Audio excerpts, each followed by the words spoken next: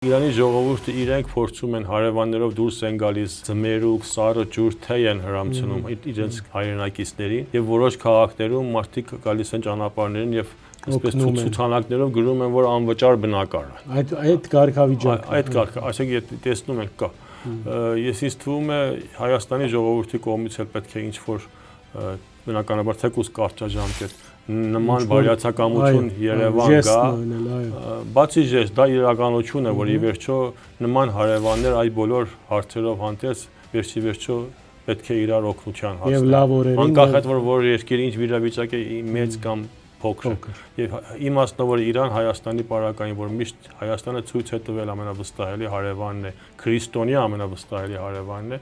այսօր ինչ որ առումով ասենք ոչ շահադիտական կազմակերպություններ, ԶԼՄ-ներ իմ կարծիքով կարող են հանդես գալ եւ ինչ որ նախաձեռնությամբ կազմակերպչական գործ անել, որ այս բեռը ինչ որ ձևով եթե կարելի է, իհարկե ըստ պահանջների եւ ըստ հնարավորության մենք չի կարելի մեկ բան սպասել, որ գուցե հնարավորություն չլինի, բայց կարելի է համադրաբար ասենք դեսպանատան հետ, տարբեր կազմակերպությունների հետ փորձեն ինչ որ բեռ թեթևացնել Իրանի ժողովրդից։